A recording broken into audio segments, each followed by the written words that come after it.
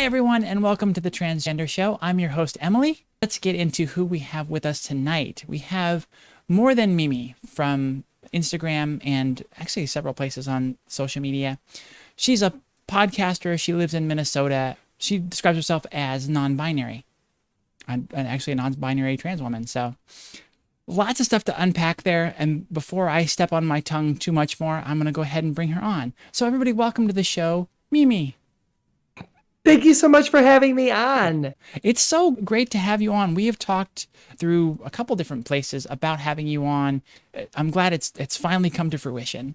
As soon as I found Instagram and the whole trans community, the Transverse was one of the very first kind of big scale groups that I found, and was very inspired by a lot of the content that you were creating. So thank you for that.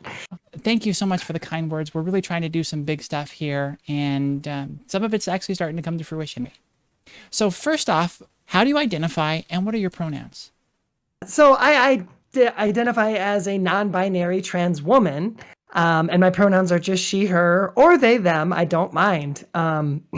Being non-binary, I try not to look at the world in too much of a binary way, which is a tendency to see things in these kind of extremes, either this or that, one or the other, you are or you are not something, literally from binary ones and zeros.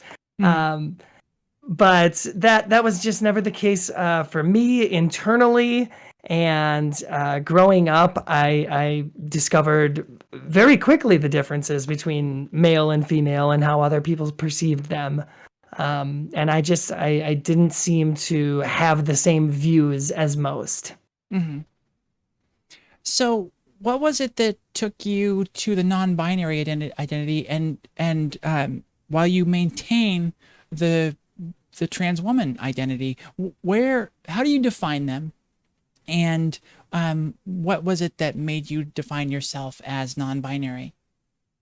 Yeah, so those two terms are seemingly always at odds with each other, probably to outsiders and certainly to me.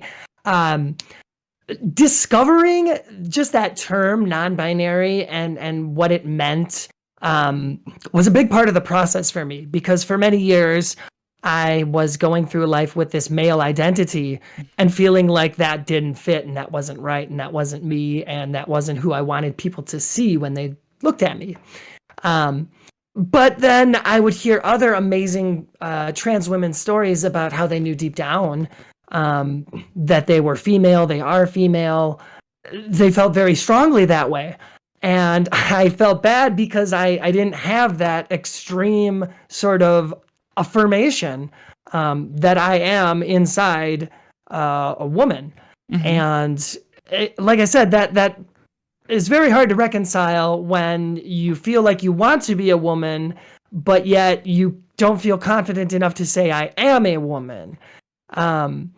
So learning to know what a non-binary identity is helped me to kind of assimilate both terms for my identity and reconcile them both together. And I don't always appear so feminine. This is actually me putting a lot of effort into the way I look. Most days I'm nothing special, and I feel a lot more non-binary in my appearance, in my general personality, my aesthetic. I don't do a whole lot to change my voice or feminize my voice either. This is just kind of the natural way that I sound. So there are some pretty stark contrasts and differences between, like, me, a non-binary trans woman, and perhaps a trans woman like yourself. I have a really difficult time experiencing my own gender without others to experience me. So just sitting at home by myself, it's very much the same as like does the tree fall in the forest? Does it make a sound if no one's there to hear it? Am I actually a woman if nobody's there to experience me? Yeah, I feel that a lot in my identity as well, that absolute need for the constant external validation. as far as the identity aspect of it goes, your identity is very much a shared concept. So even pre-transition, there's something wrong with your gender or your identity because you're not getting the kind of responses or respect or care, or you're not being treated as though you want to be treated or perceived.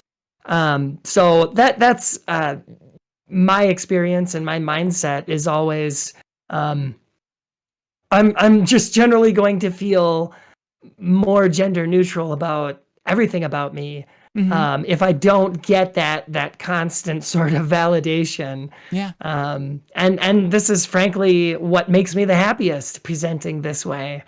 And I find that I get the most positive results in my endeavors and my social interactions, looking the way I do. So that's been a very positive experience so far in transitioning.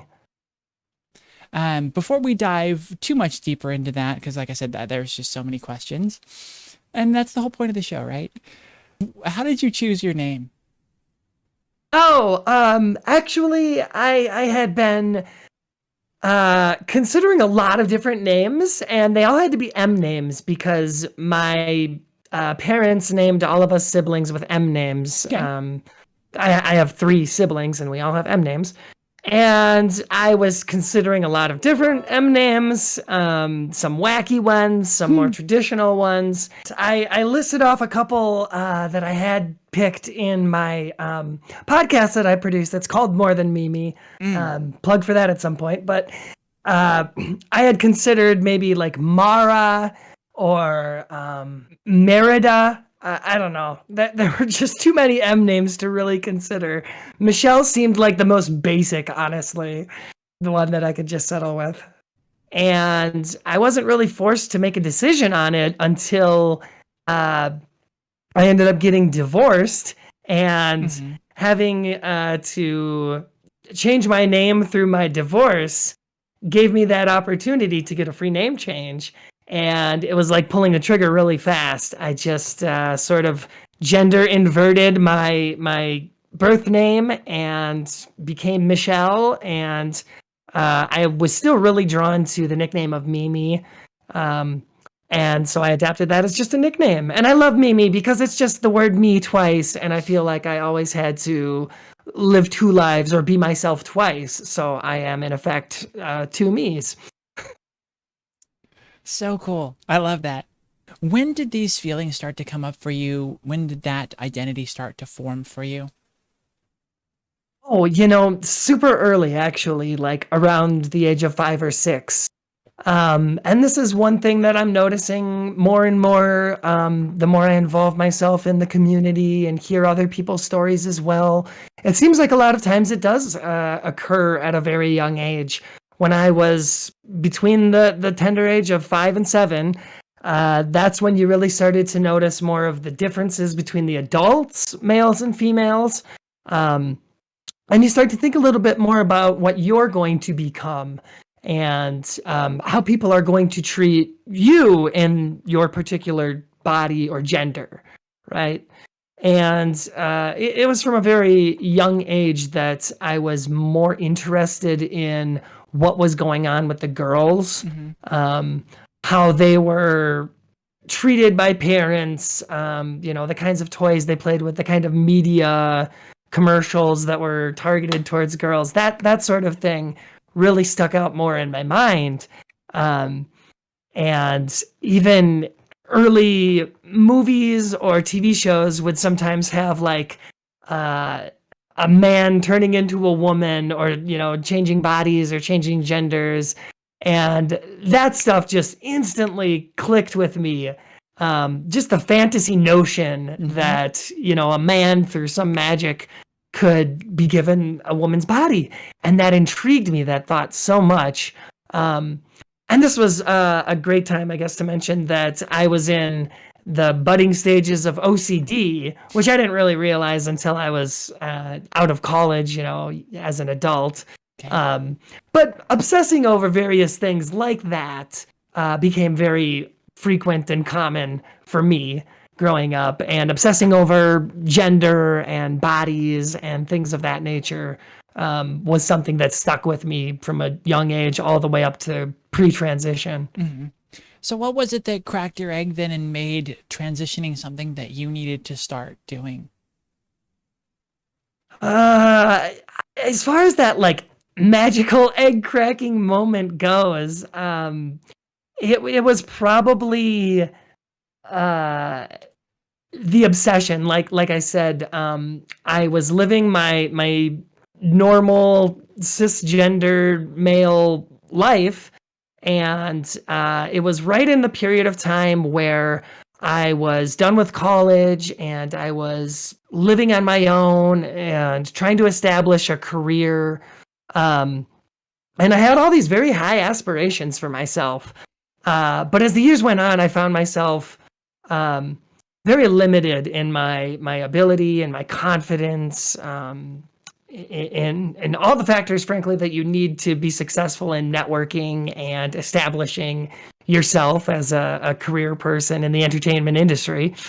And all I could think about was, why am I still at this age, at 26 years old, 27 years old? Why am I still thinking daily about wanting to dress and be treated as a woman? I was married for a time. I did what I would say confidently was the wrong thing to do in my situation, and that is ignore these obsessive transgender feelings and perpetuate and live this false identity that every day just continued to feel more and more wrong for me. I lost a lot of connections and friends over the years, and I fell into a more and more depressive state, developed more anxieties. I tried various depression medications, and all they did was make me feel okay with not feeling okay, with hating my life. And the egg crack moment, I guess, came after the birth of my second daughter, where I just thought, I can't let these kids grow up and know this version of me, this really sad, hollow, basically lifeless kind of person that I'd become. And fake, right? Yeah, absolutely. So I didn't want to continue on this road that I was going on of just believing that life was pretty much over. I'd done everything I could, and none of my goals or aspirations, dreams would be accomplished. I wouldn't get to experience the things that I wanted to experience ever, like wearing a dress out in public. The simple things, the complex things, I'd given up on all of it. Until, like I said, 2 daughters, love them so much. And I said to myself, you know what? They deserve like a really good, mentally sound, healthy, happy parent. And that's what I decided to do for myself, was to make myself the best version of me that I could be in order to be the best parent. Because kids don't deserve your worst version of yourself. I'm also a child of divorce, and sometimes people say, like, stay together for the kid. We were staying together for the kids, which, as we know, in the end is not a good decision, because your kids will see so much worse than if you had just split up. And that is frankly what had to happen in my marriage, because we did not see eye to eye on the transitioning aspect of my identity. And I can't blame my ex-spouse for that. So we went our separate ways, and we still co-parent just fine. And I am open to the idea of dating, though it is very much not my main focus at this time. It's all focusing on my kids and trying to establish some sort of career income situation. At that period, Did you have anybody that was a role model or confidant that you could turn to for any guidance? Oh, I wish, I really do. And this is why, as silly as it may sound, social media and things like Instagram or Twitch are really actually helpful for people like me who don't have any LGBTQ connections or friendships pre-transition. I didn't know anyone like me. I didn't know any trans women or men. I didn't know any gay people. I was just so out of the community. And through joining Instagram, I've met so many people that I can call friends now, that I talk to regularly, and they become really big support for me. And I just like value those connections so much. Um, the whole social media aspect of transitioning has been wonderful because it's such an inclusive community, Mm-hmm. and so many of us share these very similar stories. Um, and we all at one point or another feel very alone, but we're generally never really alone. You know, if you need support online, there are dozens in our community that you could reach out to and expect a response back from. Mm-hmm. The most difficult discussion we can have a lot of the time is with our significant other or with our family. For you personally, what was the hardest conversation and how did you broach that? How did you start that one? Oh yeah, that was absolutely the hardest part of the entire process was without a doubt when I had to admit to my then wife, that this is what I am doing. This is what I've decided, and I'm doing it, and I'm going through with it. You know, the ball's in your court, more or less, on whether or not you want to stick around Mm-hmm. here. And uh, that was something that, again, I would say I did wrong. I would advise you to not do the same thing. Don't delay that for as long as you possibly can. When you know you're going to do it, that's when you approach it. And like I said, I put it off for as long as I possibly could, which wasn't, very cool to do to my ex. And I just want others who are listening to this that are like maybe pre-transition, to be very considerate about how it's going to affect, the people closest to you, your spouses, your significant others. It's it's almost like it's not just your transition. It's kind of like our transition if you're partnered. And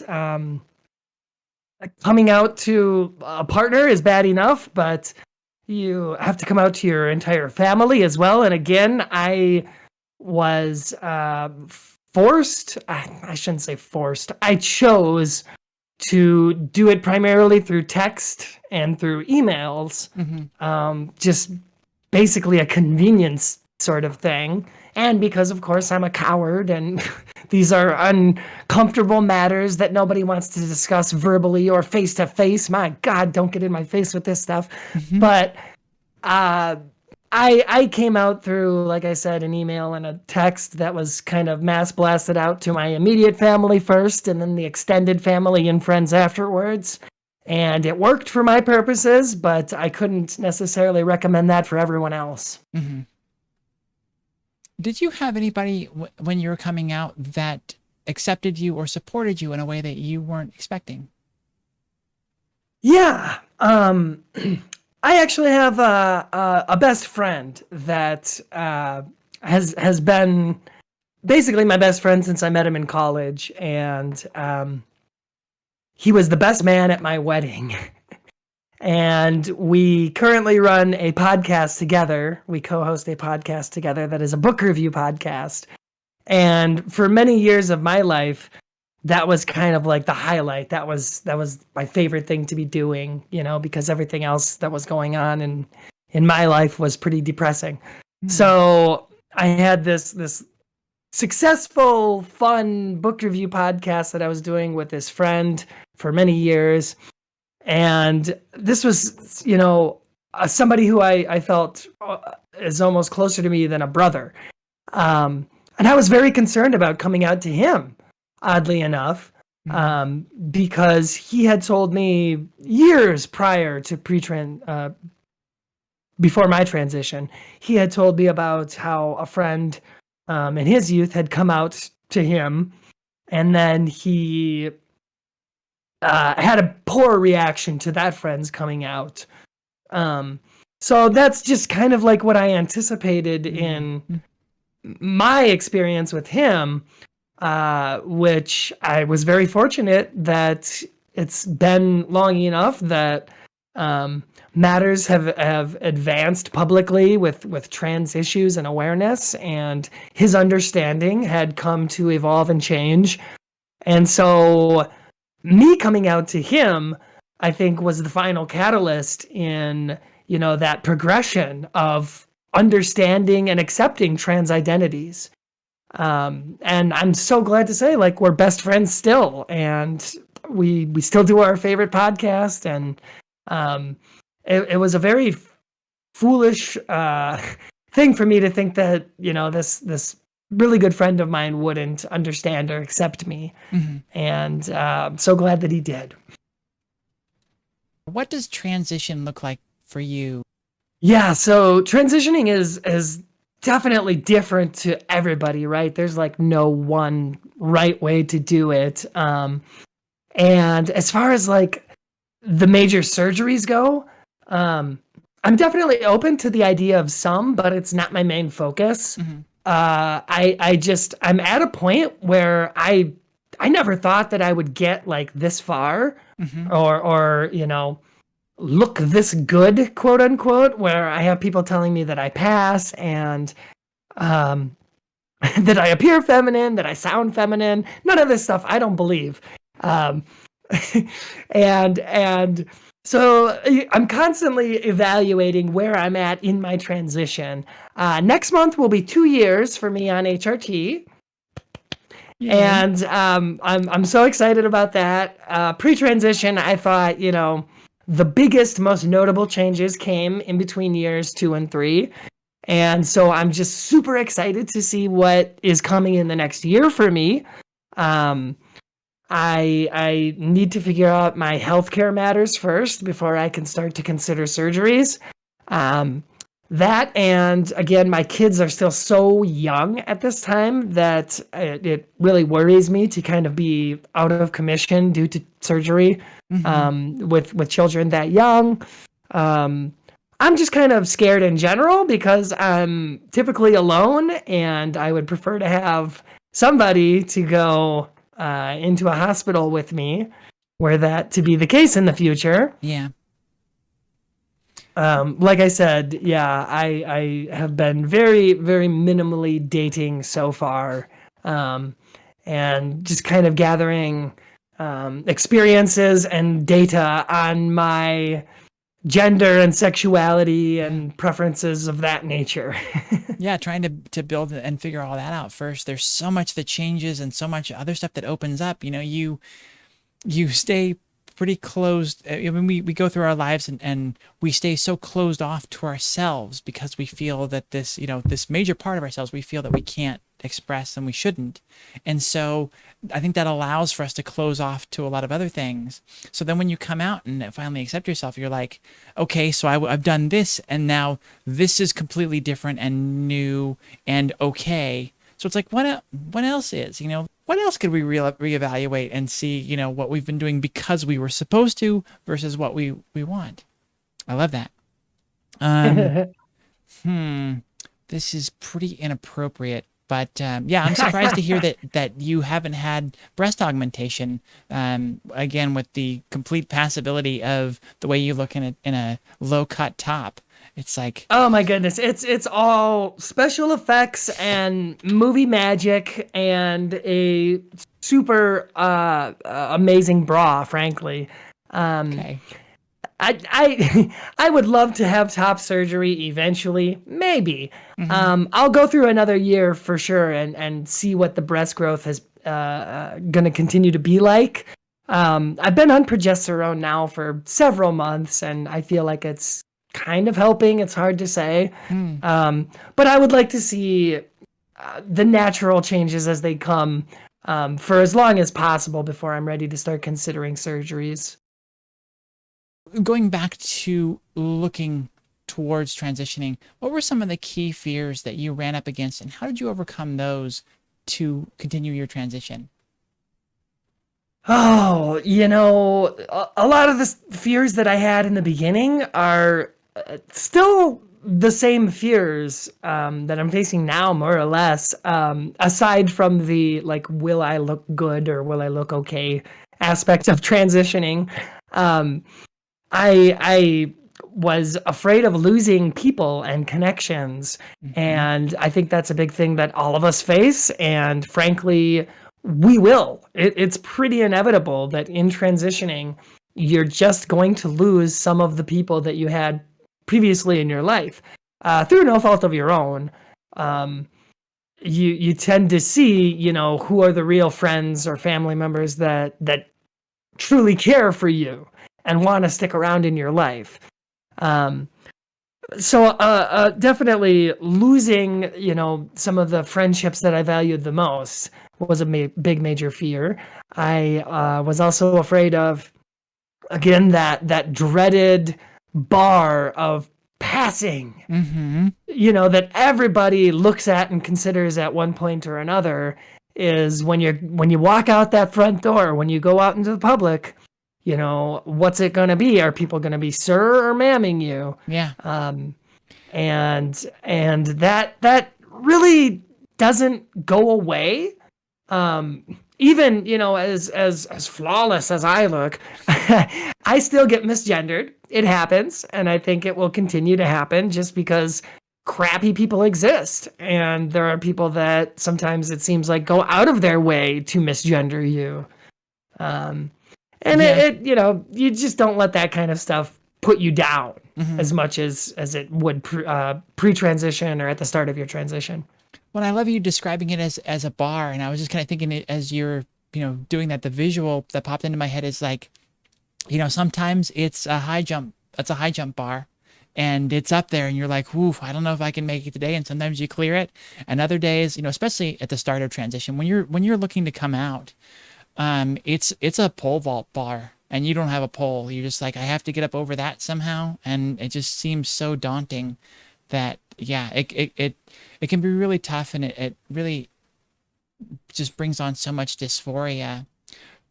In dealing with dysphoria, what do you do on a daily basis to feel like the most Mimi? What are the routines or the things that you do to just really dive into your femininity and really feel it? Okay, well, very early on in the transition, like most of my dysphoria was caused by all of the things that I would notice about myself that, I wanted to change so badly. And that was things like the very small amount of facial hair that was like a plague upon my face. And that's why I prioritized laser hair removal, like as soon as possible in my transitioning. I wanted to make sure that I was forever rid of that 5 o'clock shadowy look, just on the upper lip and on the chin. And that was a huge dysphoria thing. As is most of my body hair, I am just like really particular about my grooming habits and my Mm-hmm. hygiene, and I'm very particular about all of that. That probably goes into the OCD a little bit though too. And then another thing that was constantly kind of outing me whenever I would interact socially was my voice for the longest time. Mm-hmm. Um, but in order to make myself feel really good, I discovered all these little tricks, like particular ways to wear my hair whenever it got to a length that I could actually do something with. Hair was another big Mm-hmm. dysphoria thing for a long time because it was so short and you can't really do anything effective. You can't feel cute. You can't look cute. Um, but being able to have some styles to play with is excellent. Um, there's so many more ways to accessorize as a woman, with your makeup, with your nails. You got great looking earrings, and I still don't have my ears pierced, and I don't know if I ever will. Hmm. But definitely taking the time to make those little changes, those little cosmetic changes that I would have never done pre-transition, really highlights these aspects of myself that I like more. That being my femininity. Mimi, is there anything that you feel that you've been able to accomplish because of your transition? Like literally everything, I guess, that I've done in the last 2 years, which doesn't seem like a whole lot actually, but I I really did feel for a period of time that I was on this course of life, and it was going to go on this very specific track, and I more or less jumped the track and reestablished a new life and a new persona. And I think from here, I just really want to try to increase my femininity as much as possible in my transition. I feel like I'm more or less done socially, but maybe not physically on the Okay. transition. Hmm. Do you have a favorite thing that you've learned through your journey? I think that just having the self-confidence now to like come on any sort of show, any program, talk to people about these deeply personal things that just like 2 years ago would have been nearly impossible for me to discuss out loud. Telling somebody that when I was so young, I felt like dressing up in my cousin's clothes or my sister's clothes or whatever, and fantasizing about being a girl. That used to be embarrassing and more of a shameful Hmm. sort of memory, and now it's more like, haha, of course, look at me now. It makes sense given where I'm at, and I'm okay with it. I'm like at peace with myself. I don't need to hide anything. I don't feel embarrassment or shame about these things about me. This is just who I am, and it's so cool that people like it.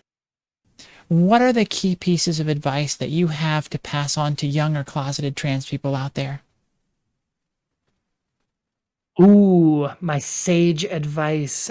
The sooner you can identify these feelings and these desires within you, and you understand all the terminology, get yourself a glossary, okay? And really study all the different gender terms and sexuality terms, and know what you're doing as far as the difference between gender and sexuality go.